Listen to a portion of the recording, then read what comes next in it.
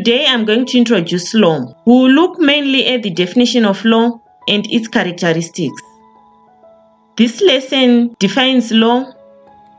It explains the key terms and phrases in the definition. It provides the key points to include in your definition of law if you may be required to write one. It outlines the characteristics of law. And lastly, it lists the popular exam questions relating to this lesson. Now, let's look at the definition of law. Law is the body of customs and rules governing human conduct of a community, which is formally recognized as binding among those persons who constitute that community, and those rules are enforced by a controlling authority in that community. I believe for you to clearly understand the meaning of law, we will have to look at the keywords and phrases making up the definition. The first word we will look at is customs. Take note, guys, I will just give a summary on customs. A full lesson on customs is available on this channel. Customs are one of the sources of laws. So, customs are habitual ways of doing things followed by people in a community. The customs are followed by many people for many years in that area until it becomes a requirement to follow those customs. Laws are purposefully established, while customs are naturally established with time. That is, customs are like norms followed repeatedly and naturally in the community until it is no longer only a norm, but everyone is required to follow those customs. So, customary laws are customs which are considered as legally binding on people in a particular community or state. They are accepted as legal requirements and obligatory rules of conduct, and failure to follow them, certain punishment is definite. For example, a customary marriage. A customary marriage is one which is negotiated, celebrated and concluded according to any indigenous African customs. Usually lobola, which is a bride price, is paid. Marriage is witnessed and concluded by two families, that is, of the bride and the groom. A traditional ceremony with food and drink may also be done. The paying of lobola by the groom shows that the bride has truly been given to the groom's family, and the families becomes relatives instantly after that ceremony. That is a customary marriage. Next, we will look at the phrase governing human conduct. Laws govern the human conduct of citizens of the state. Citizens are told what to do and what not to do in various situations by the law. Therefore, their actions will be in accordance to the law. All citizens are expected to follow all these rules while in that state. Failure to comply, stipulated punishment is given to all lawbreakers. The next word we are going to look at is enforced, which simply means laws ensure that all the laws are followed by citizens. Obedience to the laws is required and forced.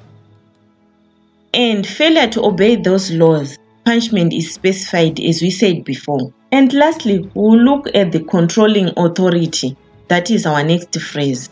Controlling authority refers to a person or a group of people who were given the power by the government to restrict, govern, monitor, and control people to obey the law.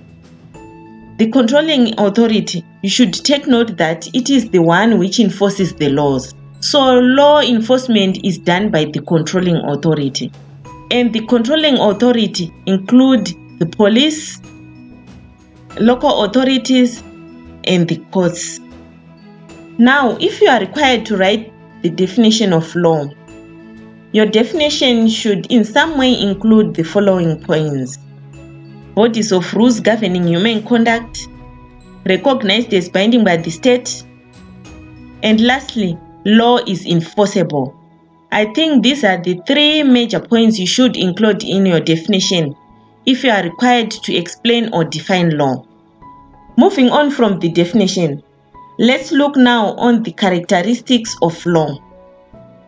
From our definition, we have deduced that laws are a set of rules which govern human conduct. They are created and upheld by the state. They are backed by coercive authority, and violation of the laws attracts punishment.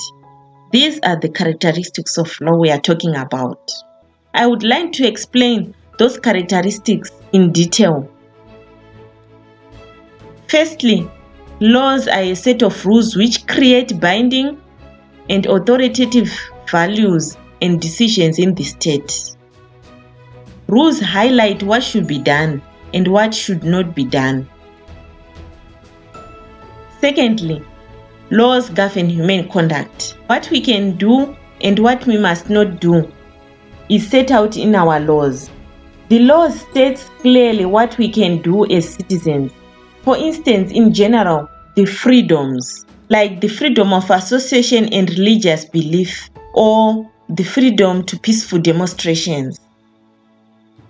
In commercial law, the rights and obligations in contracts are clearly set out also in our laws. For example, the buyer should pay the purchase price always and accept the delivery of the mix or the thing being sold, as well as look out for patent defects, while the seller, on the other hand, should receive the purchase price, deliver the mix to the buyer, as well as warranty product from any latent defects. So we realize that while governing human conduct, the law also tells us what not to do. For instance, in general, rules like do not steal, murder, assault tell us what we should not do. While in commercial law, we should not defraud others or misrepresent facts. Those are some of the examples in which law governs the human conduct of people in the society. The next characteristic we are going to look at is laws are created and upheld by the state. Yes, laws are created and upheld by the state. The state manages the creation and the maintenance of the laws. You know that the laws are usually created through the legislation. So the state manages the creation of the laws and the maintenance of those laws. The state writes down the laws and makes sure that they are followed. Our fourth characteristic is law is backed by a coercive authority. The law is surely backed by a coercive or powerful authority. This is absolutely clear because we realize that in our communities or nations, there are surely people responsible for enforcing the law. These include the police and the courts. Then, lastly, violation of law attracts punishment. Surely the violation of law leads to punishment. Punishments are also prescribed by the law. Punishments for crimes are cleared out in the law. Punishments vary from fines, community service, imprisonment, and sometimes death penalty. Punishments surely vary in law. That's why we realize that a person who defrauds someone $5,000 is treated differently from the one who defrauds another $5 million. Their punishment is certainly not the same. To wind up my lesson, let us now look at the exam questions relating to this lesson. In this lesson, I've got two questions for you. The first one is define law, and the second one is what are the characteristics of law? Thank you so much for watching.